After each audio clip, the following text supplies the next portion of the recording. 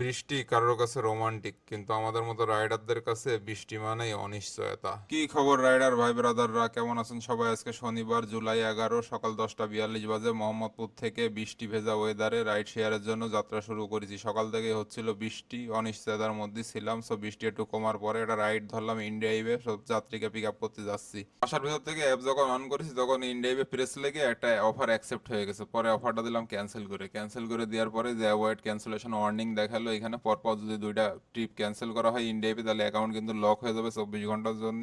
So এই যে পরে আর একটা ধরলাম গুলশান যাবে, এটা 199 টাকা এই ভাড়াটা ধরেছি। ভাই আমার 500 মিটারের মধ্যেই আছে, কিন্তু গুগল এখানে একটু বেশি দেখাচ্ছিল। যাই হোক ভাইকে নিয়ে রওনা দিয়ে দিছি গুলশানের উদ্দেশ্যে, কাছাকাছি চলেও আইছি।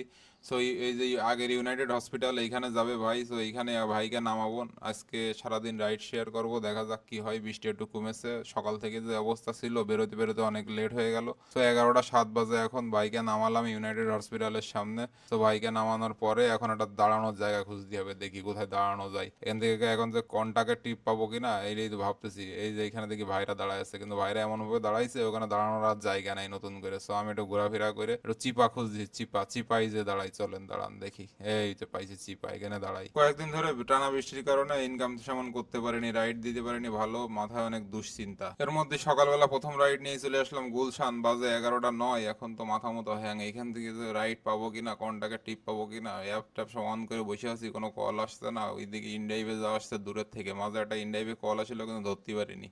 ওই কলটা আর একজন ধরে ফেলাইছে, ওইটা যা মোহাম্মদপুর যাওয়ার ছিল, কিন্তু ভাড়া এত কম দেখে আমি একটা বেশি ভাড়া অফার করেছি, তার মধ্যে আর একজন ওই ভাড়াই চলে গেছে।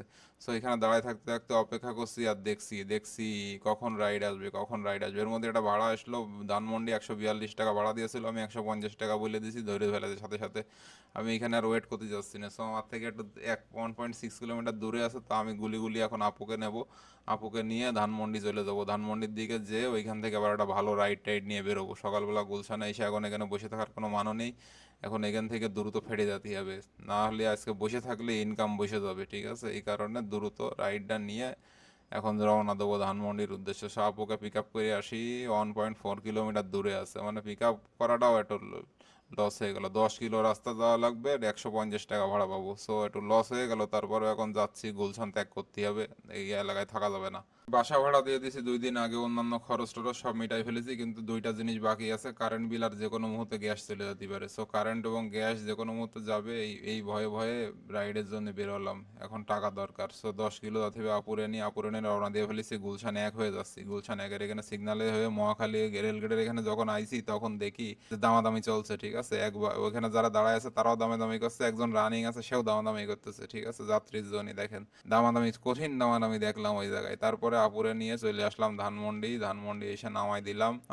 নামাই দেওয়ার পরে এর মধ্যে কঠিন বৃষ্টি শুরু হয়ে গেছিল রাস্তায়। তা বৃষ্টির মধ্যে আমি আর বাইক ব্রেক ট্রেক দেইনি, বৃষ্টির ভিতরে রানিং চলে আইছি। আপুও মনে করেন কিছু বলিনি, ওনারও হয়তো তাড়া ছিল। দেখেন কি অবস্থা, পুরো একদম ঝুমা বৃষ্টি। আমার কাছে যদিও রেইনকোট ছিল, কিন্তু আমি রেইনকোট থামায় যে রেইনকোট পরবো এরকম সুযোগ পাইনি। সে ওখান থেকে ভিজে গেছি পুরো। যেহেতু বাসা এখান থেকে 10 মিনিটের ডিস্টেন্স, বাসার দিকে রওনা দিয়ে দিয়েছি। যে যাওয়ার আগে বহুত জন্য একটু ওই যে আশফল কিনে নিলাম। সো এখন গুলি বাসায় চলে যায়, বাসায় যেয়ে জামা কাপড় চেঞ্জ করবো, করার পর তারপরে আবার দেখি পরিস্থিতি কোন দিকে যায়। সো আমার কিছু কেনাকাটাও দরকার ছিল, বাসার বাজার, সেগুলো কেনাকাটা করে বাসায় যখন ঢুকেছি, তারপরে ঢোকার পরে দেখি আবার শুরু হয়ে গেছে কঠিন বৃষ্টি। এদিক দিয়েও দেখে বৃষ্টি, বাসার পিছন দিয়েও দেখি বৃষ্টি। ওই দেখেন ইউলাভ ইউনিভার্সিটি দেখা যায়, ওই যে ইউলাভ ইউনিভার্সিটি, আমার বাসার পিছন বারান্দা দিয়ে ইউলাভ দেখা যায়, দেখেন ইউলাভের বিল্ডিং।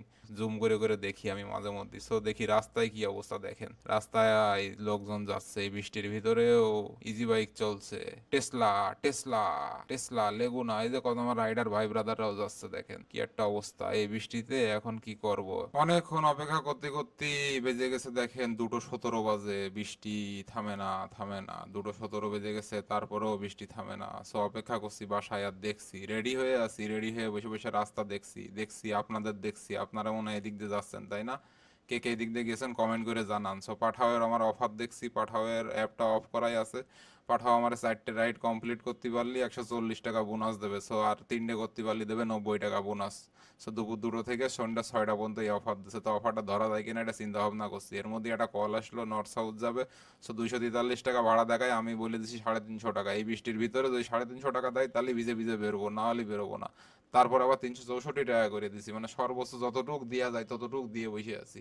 যদি বৃষ্টির ভিতরে যদি ওই ভাড়া দেয় তাইলে যাবো। 2:30টা বেজে গেছে, ঠিক আছে, বাসার ভিতরে বসেই আছি। দেখেন প্রথমে বেরোয় যে 2টা টিপ দিলাম, 2টোই ইন্ডিয়া দিয়ে 350 টাকা ইনকাম হয়েছে। তো এখান থেকে দেখছি আপনাদের খুঁজছি যে আপনারা কে কে যাচ্ছেন এই দিক দিয়ে, আমি দেখার চেষ্টা করছি আপনাদেরকে নজরদারির মধ্যে রাখি সবসময়, বুঝেছেন। আমি আপনারা যে রাইড নিয়ে কোথায় কোথায় যান দেখেন, আমি সব গোপনে গোপনে দেখতে থাকি, বাসার ভিতরে বসে বসেও দেখি। তো ওবার একটা ছোট কল আসলো ধরিনি, এখন দেখি ইনড্রাইভে দেখি 2:40 বেজে গেছে। ইনড্রাইভে একটা কল আসলো, কিন্তু যাওয়ার মতো না, 2 কিলো দূরে আছে, অত দূরে যেতে পারবো না। ওভার একটা কল আইছে। সো যে রাস্তা ভাড়া একেবারেই কম, সো কেটে দিছি, যাবো না ওইদিকে এখন। সো পাঠাওয়ে দেখছি, পাঠাওয়ের লিডার বোর্ডে তো দেখছি ভালো ইনকাম পাতি করছে লোকজন, চিন্তা করছি অফারটা ধরবো, কিন্তু এই কম্পিটিশন রেট দিচ্ছে 80%, মানে একটা কল মিস করলেই মনে করেন যে গেল, বোনাস গেল। এই পাঠাও আমার এমন এমন বোনাস দেয় যে বোনাস ধরতে গেলে আর হয় না, মানে একটা দুটো ট্রিপ মিস হয়ে যায় ধরা, না হলে এমন দূরের থেকে টিপ দেয় ওই তখন মিজাজ খারাপ হয়ে ক্যান্সেল করে দিয়ে মনে করেন যে ওই বোনাস ধরা মানে এমন কঠিন, ওগুলো ধরাই মিজাজ খারাপ হয়ে যায় ধরতে গেলে। সো এখন এই জন্য আমি পাঠাও ইউজ করি না। সো আবার নতুন করে এই বোনাস, তাও এই বোনাস দিচ্ছিল না, নতুন করে আবার দিছে, তাই এখন চিন্তা করছি কি করা যায়। সো ইনডাইভে দামাদামি করছি, দেখেন আমার যা কাজ 199 টাকা ভাড়া বলি যাবে না, এটা বনানি যাবে দেখি। একটু ভাড়া বলেছি 270, তাও যাবে না। আর দেখতেছি আবার ওই একটা টেসলা দাঁড়ায় আছে, কি একটা অবস্থা, 3টে বাজে গেছে প্রায়। দেখেন এর মধ্যে পাঠাও একটা কল চলে আইছে, 2:53 বাজে, এই সময়টা পাঠাও কল ধরলাম, 1 কিলো দূরে আছে, 1 কিলোরও বেশি। তো এখন ওই আপুরে আনতে আইছে, এই জায়গায় আসার পরে আপু যে লোকেশন দিয়েছে সেই জায়গায় সে নেই, সে এমন অন্য এক জায়গার কথা বলে দিয়া আছে, এক মাদ্রাসার কথা। সেই জায়গায় দাঁড়াইছি, দাঁড়ায় তারা গলির মধ্যে খুঁজে পাওয়া যায় না। পরে আমি আবার দৌড়দৌড়ি শুরু করে দিয়েছি, দৌড়দৌড়ি করে মানে তারা খুঁজেই পাচ্ছি না, সেটি এক্সাক্ট লোকেশনও বলতে পারতেছে না। সো আবার অন্য অ্যাপ অন করে বসে আছে, আর ওই অবস্থায় আছে। উনি যে লোকেশন বলছে সেটা খোঁজার চেষ্টা করছে, আর মিজাজ গরম হয়ে গেছে।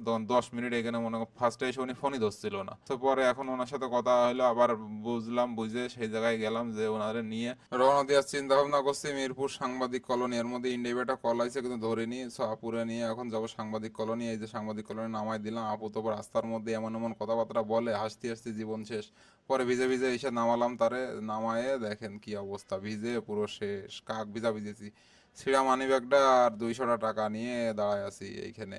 দেখেন এই অবস্থা। ওই যে সাংবাদিক কলোনি, সাংবাদিক আবাসিক এলাকা, এখানে সব সাংবাদিকরা থাকে। রাস্তা দেখছি আর অপেক্ষা করছি, আর ভাবছি এখান থেকে কখন ট্রিপ পাবো। পাঠাওয়াতে একটা ট্রিপ নামালাম, এখন যদি পাঠাওয়া আর 3টে ট্রিপ কমপ্লিট করতে পারি তাইলে তো ওটা বোনাস পাবো, সেই আশায় পাঠাও ওবার ইন্ডিয়া 3টে অন করে বসে আছি। সো দেখা যাক পাঠাওয়ের ট্রিপ কমপ্লিট করতে পারি কিনা বোনাস। সো পাঠাওয়ে বোনাসকে একটু হিসেব করে ফেলি, কয় টাকা ইনকাম হয়েছে। আগাতে 513 টাকা মাত্র ইনকাম হয়েছে আজকে। দেখেন এই যে একটা ট্রিপ কমপ্লিট করে এই অবস্থা। এখনো 3টা ট্রিপ, অ্যাটলিস্ট 2টো ট্রিপ কমপ্লিট করতে পারলে 90 টাকা পাবো। সো টাইমও বেশি নেই, 2 ঘন্টার সময় আছে হাতে। সো ওর মধ্যে উবার একটা কল চলে আইছে, যে এখানে কত সময় দাঁড়াবো, যে কল ফার্স্টে পাই ধরে বেলাইছি, 1 মিনিট কাছে আছে। তো ভাইয়ের কাছে লোকেশনে যাওয়ার চেষ্টা করছি, এটা ভাইয়া যাবে। সো দেখা যাক, ভাইয়ারে নিয়ে যাবো হচ্ছে কল্যাণপুর। কল্যাণপুরে নিয়ে যাব। ভাইয়ের মধ্যে কি হয়েছে, ওই যে ভাই আসছে, বসুন্ধরার একটা কল আসিল, পাঠাও ঢুকে গেছে। আমি পাঠাও অফ করতে ভুলে গেছি, আর আমার কমপ্লিটেশন রেট চলে গেছে 50%-এ। তো এই বোনাস ধরা আমার পক্ষে আর সম্ভব না। এখন ওই এনার সাথে কথা হয়ে গেছে, এনারকে ফেলাই রেখে পাঠাওয়ের যাত্রী নিয়ে যাবো।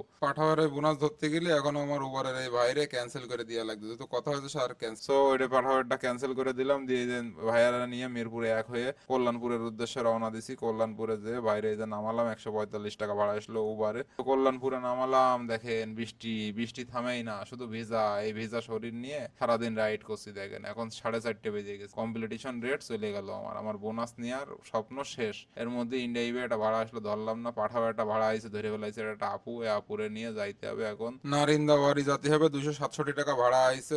1.3 কিলোমিটার দেখাচ্ছে আপুর ওইখানে যাওয়ার লোকেশন। এর ভিতরে আমি আপুর, আমার বাইকে তেল ছিল না, তাই আপুরে ফোন দিয়ে বললাম যে আপু আমি কিন্তু পাম্পে দাঁড়াবো, যদি দাঁড়াইতে দেন তাইলে আমি আসবো, নাই তো আসতে পারবো না। সো উনি বললো ঠিক আছে সমস্যা নেই। এর মধ্যে উবারেও একটা কল আসছিল কিন্তু ধরিনি। এখন আপুকে নিয়ে যাব নারিন্দা, যেহেতু উনি বলছে পাম্পে দাঁড়াইলে সমস্যা নেই। সো আমার একটু সুবিধাই হলো, আমি যাত্রা পথে তেলটাও ভরে নেবো, আমার বাইকে তেল কম আছে। এর মধ্যে একটা উবারে দেখেন 240 টাকার ভাড়া আইছে, কিন্তু অলরেডি আমি আপুর সাথে চুক্তি মানে কমিটমেন্ট দিয়ে ফেলেছি, সো আপুকে নিয়ে রওনা দিয়ে দিছি। দেখেন রওনা দিয়ে দিয়ে যে বিজয় সরণির এখানে সিগনালে দাঁড়ায় আছি, দাঁড়ায় দাঁড়ায় জুম করে করে দেখছি যে আপনাদেরও দেখছি। বৃষ্টির ভিতরে সারাদিন কঠোর পরিশ্রম করে ইনকাম করলাম কিছু টাকা। এই টাকার পিছনে আছে ভেজা কাপড়, ক্লান্ত শরীর আর হার নামানো এক সংগ্রামের গল্প। এখন আছি মৎস্য ভবন পেট্রোল পাম্পে, এখান থেকে তেল নিচ্ছি। সো বাইকে মোটেও তেল ছিল না, দেখেন 800 টাকার তেল নিয়ে নিলাম। আপুরে তো আগেই বলা ছিল, সো উনি আর চিল্লাচিল্লি করিনি। সো এখান থেকে এখন আপুরে নিয়ে গুলি গুলি যাই, আপুর লোকেশনে যাব। বহুত কষ্ট হচ্ছে, আবার মনে করেন যে মাথায় চিন্তা যে কখন কয়টা টাকা ইনকাম করব। বেশি টাকা এখনো ইনকাম করে উঠতে পারিনি, বৃষ্টির কারণে তো বেরোইতেই পারতেছি না, তাই ইনকাম করবো কি করে। সো এই যে গুলিস্তান জিরো পয়েন্ট পার হয়ে এখন আপুরে নিয়ে নারিন্দা চলে আসলাম। আপুরে নামাই দেওয়ার পরে ইন্ডিয়াবে কল আসলো, উবারে পার্সেল আসলো, কিন্তু উবারের পার্সেল আমি ধরিনি। যে লোকেশন, ওই লোকেশনে গেলে আর ব্যাগ আসা সম্ভব না। সো ওখান থেকে পার্সেল না নিয়ে এখানে আরো পাঠাবে বড় বড় কল আসছিল। উবারে আবার একটা 2 কিলো দূরের থেকে কল আইছে, কিন্তু এগুলো সব দূরের থেকে আসছে বলে আমি ধরতেছি না, বোনাস দিচ্ছে। তো ইনকাম হয়ে গেল কত দেখেন, এই পর্যন্ত ইনকাম হয়ে গেল 890 টাকার মধ্যে। উবার একটা ছোট কল আসলে ধরলাম না, পাঠাবে দেখেন 47 টাকা বোনাস দিচ্ছে। ঠিক আছে, আমার কমপ্লিটেশন রেট তো গেছে আগেই। সো এখানে পাঠাবে আরো কল আসতেই আছে, একটার পর একটা, কাছের তো আসছে দূরের তেও আসছে। উবার আবার একটা আসলো, সো উবার একটা 253 টাকা আসলো, এটা ধরে ফেললাম। ঠিক আছে, এটা দেখাচ্ছে যে পাঠাও দিছি অফ করে, এটা দেখাচ্ছে 1.9 কিলোমিটার, কিন্তু এটা যাবো আমি 600 মিটারে। ঠিক আছে, এটা একটুখানি উল্টো যে তারপরে মনে করেন রাস্তা কমাই ফেলাই রং মেরে দিয়ে এদিক দিয়ে ঢুকে যাবো। সো এইখান থেকে ঢুকে এখন বাইরে পিক আপ করবো। এটা একটা ভাই যাবে বেড়িবাঁধ 3 রাস্তার মোড় মোহাম্মদপুর। ওই কিরে মামু ধরবে নাকি আমারে, আমি তো ভয় পেয়ে গেলাম। সো এই যে ভিজা ভিজা রাস্তাতে যাচ্ছি, পুরান ঢাকার চিপাচুপো রাস্তা ওয়ারি যাচ্ছি। এখান থেকে বাইরে নেবো, এই যে খানাসের সামনে ভাই আসতে বললো আমার। সো খানাসের সামনে দাঁড়ায় আছি, দাঁড়ায় থাকতে থাকতে এই যে ভাই আবার একজনকে রিক্সা ঠিক করে দিচ্ছে, তার ফ্রেন্ড হয়তো বা কেউ হবে হয়তো। তো ওনারা রিক্সা ঠিক করার পর ওখানে 5 মিনিট টাইম গেল, কারণ রিক্সা দাঁড়িয়ে যাচ্ছিল না, উনি যেখানে যাবে সেখানে।